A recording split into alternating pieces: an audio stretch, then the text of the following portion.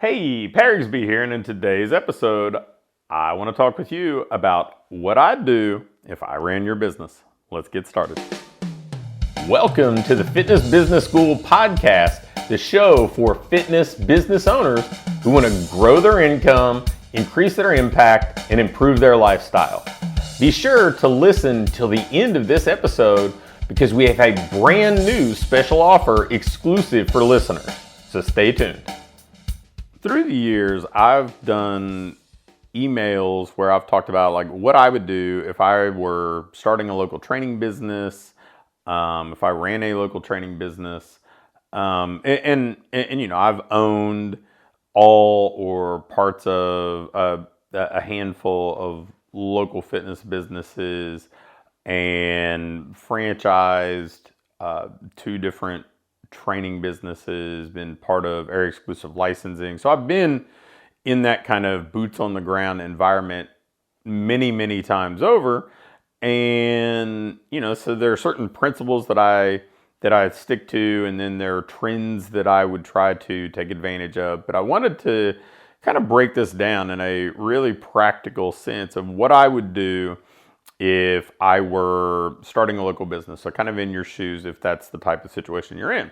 So, you know, currently there's been this kind of shift, not that there isn't always some shift going on, but there's been a shift in our industry where, you know, the franchising side of stuff and the online side of things, whether it be advertising or service delivery, have definitely grown considerably in the training world, and it's changed our business.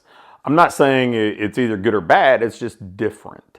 You know, there are more franchises than there have ever been before. There are plenty of things like, you know, Orange Theory and F45 and Burn Boot Camp, and like I think Alloy is a wonderful franchise. You know, I think that Iron Tribe Fitness is a really cool franchise. But, you know, some of the more boutique-ish differentiated franchises, and then a lot of mainstream ones. And then there are group training franchises that adhere to kind of one specific type of training. You know, the cycle bars and club Pilates and those sorts of things. And you know, I mean, like I said, I'm not against franchises. I founded two franchises. I've been a franchisee. I've consulted with a handful of other franchises. I've been part of launching a couple licenses. So I'm definitely not against that at all. It's just that's the landscape that we're in. And if you look back, that's kind of what happened in the health club world about the time that Anytime Fitnesses came to market in the early mid 2000s. Same type of thing. You know, there were a lot of those types of businesses, a lot of things that were kind of knockoff curves type businesses, plenty of those. So this is not new in our industry, and it's certainly not new in general. I mean, that happened in the restaurant world decades ago. So the days of almost all the training-based franchises being independently owned and operated with independent brands, those days are gone. That doesn't mean an independent can't thrive. It means that they're not making up the bulk of the landscape anymore. So if you have an independent business, how do you thrive when franchises come into your market? Most of the time they're in more visible locations. They typically have bigger marketing budgets. Well, I mean, there are a few things that you can do that I want to talk through, and then I'll even talk to you a little bit about the model that I'd probably adhere to.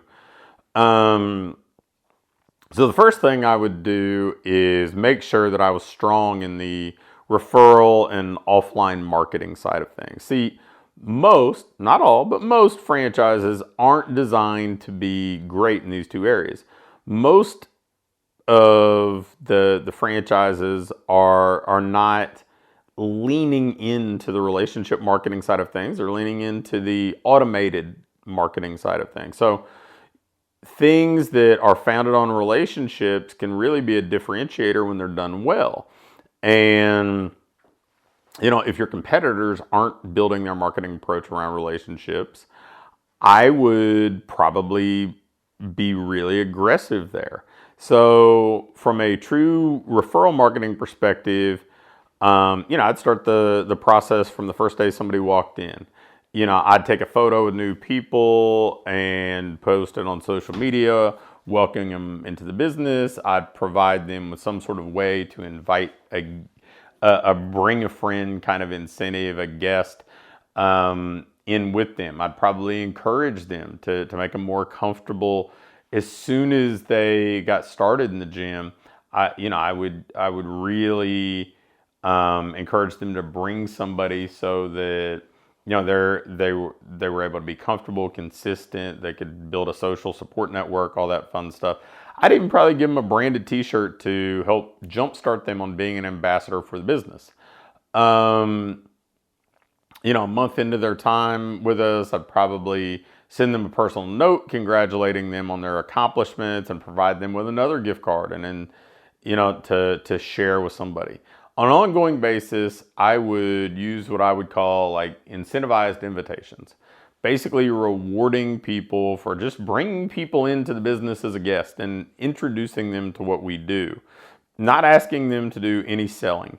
Plenty of things that might create excitement about bringing guests, charity events, bring a friend stuff, workshops, challenges, short-term programs. But I'd also ask them to introduce me to the other people in their lives, asking them to maybe check in online and try to incentivize them to do that more. I'd use kind of our ask for advice method where I would talk to them about how I could connect with more people like them. I'd share them as case studies and get them to do reviews. And I'd ask them to share the content that I'm posting on social media so that other people in their life see it. And if they're part of a business or an organization, I'd probably ask for introductions there. But, obviously you got to start with the foundation of creating an environment that they feel good about. So they're eager to invite people. They want the other people in their life to be part of this because they think they're sharing something good. And then from an offline marketing perspective, that would be founded on relationships as well. I'd start by growing my personal network and just connecting with as many people in the community as I could. I'd kind of want to be the mayor of fitness in my respective corner of the community. I'd leverage any relationship that I had or that I developed into forming strategic alliances with businesses and organizations. And I'd use tactics like our Business of the Month tactic. I would do sponsorship stuff, anything that I could that would build relationships and create an opportunity to expose more people to what we do. And frankly, to stand out. Public speaking, lunch and learns, all that stuff. And heck, I might even start a podcast where I'm showcasing other business owners just so it's my foot in the door to connect with as many people as possible. Most of my offline paid advertising would be focused on neighborhood marketing. So, I'd identify where the clients lived and I'd spend my money there. Every door direct mail, working with their HOA, that sort of stuff. And between the referrals and the offline marketing, I'm sure I could get, a significant number, probably 15 to 30 guests through the door every month. And I'd probably be able to convert at least half of those. Now, that's the offline stuff. The online, I would be list building at all times. I would be 365 days a year, I would be building a list of people that I could communicate with and follow up with on a regular basis. So I didn't have to run ads to reach those people anytime I wanted to reach them. So lead magnets to get people to opt in. Then I would follow up with people with our 3 times a week email approach. I would mix in text messaging as a follow-up. I'd probably integrate a free Facebook community. Now, if you feel like all this stuff sounds like a lot, good. It should be a lot, because if this is my business, if this is how I'm going to feed my family and pay my bills and create my long-term financial security, I need to do what I need to do to bring people through the door, right? I mean, you can't just rely on one single tactic. We would try to have the best Google business listing in the local area. I would certainly run some Google ads to high priority keywords and try to get every happy client to provide a review. And between those things, like building a list, following up consistently, showing up in Google, so when people are actively searching, we're easy to be found. We're going to reach plenty of people and answer their questions that position us as this expert. They're not going to have any problem if they live within a 3 to 5 mile radius. They're not going to have any problem knowing who we are. We're definitely not going to be invisible or anonymous. And if we treat them with care and concern like a paying client until they become a paying client, then more of them will become paying clients. Now, that I'm quite certain it would work. So what kind of model would I use then? Well, I would definitely focus on a small group training model, because I want to be different than the kind of, hey, you're just another face in the crowd, low touch, high volume group training model. I would try to be, that 6-to-1 ratio. I know Doug Sperling talks about that a lot through all the stuff that we do. Small group training, a little bit higher price point, but it doesn't have to be it doesn't have to be crazy high, but definitely higher than the typical group stuff in the market. And I'd probably be focusing on people who are over 40, that, 40 to 65 crowd would probably be the bread and butter. People who have a little bit more disposable income, people that are, in a position to invest in this sort of thing. And because our model is different, when the next group training franchise and the next one pop up, then we're not going to see our audience kind of just get cannibalized. And ultimately, when somebody comes in as the discount group training provider in our market, the way that Planet Fitness did with health clubs, it's going to impact us significantly less than it's going to impact the high volume group training businesses that are just kind of churn and burn folks. So, having that business where, most everybody, they're paying above that $250 a month mark, and then would integrate nutrition coaching into what we did. We'd have something like Nutrition OS, running 8-week group nutrition coaching programs 2 to 3 times a year. Might blend it into a challenge format a couple times, and that might allow us to run it 4 times a year, because you run 2 that are in a challenge format and 2 as standalones, and then the rest of the time do it as a one-on-one service. Certainly, I would consider having some one-on-one clients, because there's enough difference between small group training and one-on-one that, you can fill some off-peak hours. You can allow your coaches to generate a little bit of additional income for the business and for themselves by having some one-on-one going on.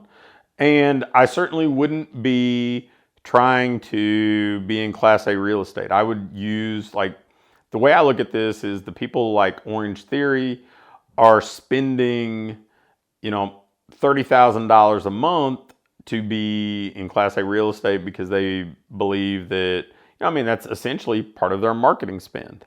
And for me, I could go, and as long as I'm in close proximity to the neighborhoods that I want to reach, so it's convenient, I could go into more of light industrial type area and cut my overhead significantly, and I can still spend plenty of money on marketing, but it's a variable expense. If for some reason, things are slow for a little bit, I'm not stuck with that fixed lease rate that somebody in Class A real estate would have to pay to be in front of people. So that's the model that I would choose.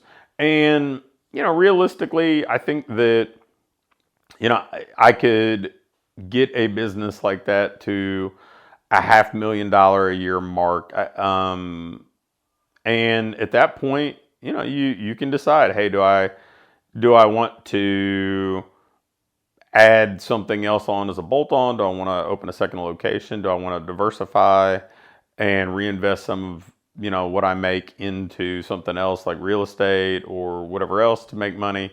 But I think that's the way that I would compete in the market. Now, you may be saying, okay, well, that sounds good, or that, hey, that's not realistic or whatever else. I promise you it's very realistic, but it's not for the type of person who is unwilling to be assertive with marketing. And frankly, this is the type of marketing approach I want to build for people when they join the Sprint program. I want people to have that kind of mentality when it comes to marketing, because if you want to make yourself resistant to any sort of market changes, whether there's inflation, whether there's any sort of recession or anything like that, you have to be willing to go out there and push. But if you are, you're going to be in good shape. You're going to be a healthy business, and you're going to stand out while a lot of other people struggle. So that's what I would do if I owned a local business.